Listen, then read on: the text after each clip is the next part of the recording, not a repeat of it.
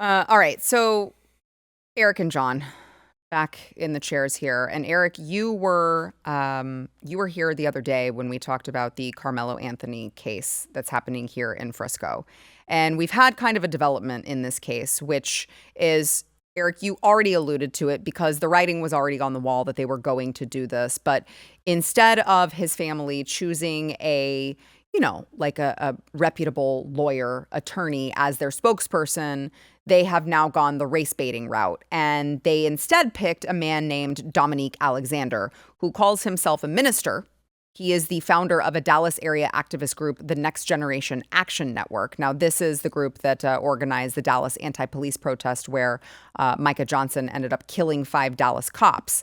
And he also has a rap sheet, a very long rap sheet, which we can get into. But there's kind of been an update in this story in that Austin Metcalf's father, so the deceased, the boy that was killed, his father, Jeff Metcalf, was actually swatted after he showed up to Dominique Alexander and Karmelo Anthony's so-called press conference. Watch. Better breaking news and an update on the deadly stabbing in Frisco. Frisco police just confirmed a swatting call was made tonight to an address belonging to the victim's father. Now that's a prank call designed to bring a lot of police to a scene. Tonight, Jeff Metcalf confirms to WFAA he wasn't home when it happened, but he did arrive about 5 minutes later. Now this is new information, and right now we're working to learn more details. That's enough. It's not a prank call. That's attempted murder when you call in a swatting. That's the only reason for it. That's not a, I got you. I got SWAT to show up at your house and I told them that you killed your whole family. That's not a prank. That's just trying to make some sort of oopsies happen whenever the cops show up at the person's house.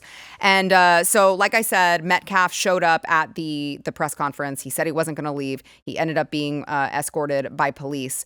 But I want to play this spokesperson of Karmelo Anthony's family actually insulting Austin Metcalf's father for showing up at the press conference. Watch. And all I'm going to say, so it don't be asked later, is that was disrespectful and just shows you all the character who was not invited. He knows that is inappropriate to be near this family, but he did it. Was it inappropriate? And so I say to people, actions speak louder than words. Your client here to stab someone else in the heart over a seating dispute? What he has failed into is the political operatives that want to make this thing a political thing of hate, yet bigotry, and yet racism. We have conservative operatives that have been posting nonstop about this case.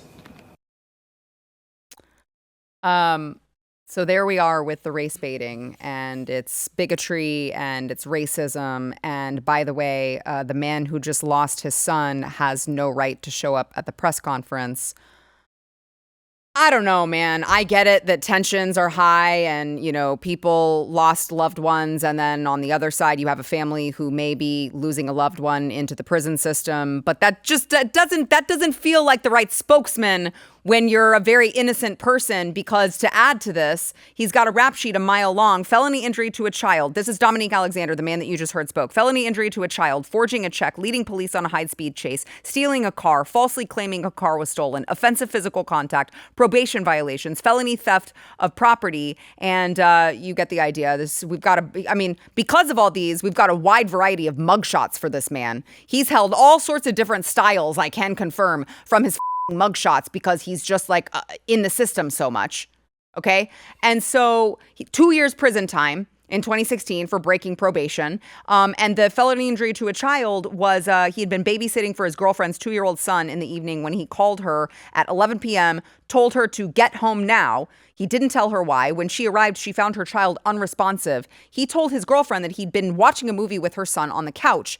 He paused the movie, police reported, and as he walked into the computer room, he heard the sound of her son, who was asleep on the couch, fall off the couch and onto the carpet.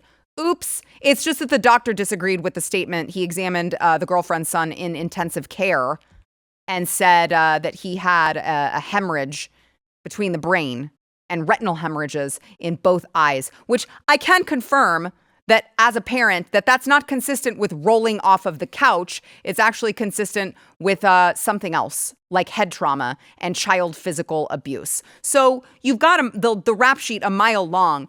It looks, I'm just saying, it looks really freaking bad for this family to be like, out of all the people that we could pick to represent us and speak for us, we're picking that guy. There's no other way to explain that. That was ill-advised, to say the least. To say the least. To go with this guy, I don't know if it's too late now, but I'm not sure if they were aware of who he was. Because, yeah, to your point, this is a guy that has a rap. A mile long is putting it lightly when you have, we're seeing mugshots, not just random pictures, but mugshots of him just changing over. He's been in the system so long, you can't even tell he's the same person. He's from same area. I am same exact age. I don't know this guy. Are you sure?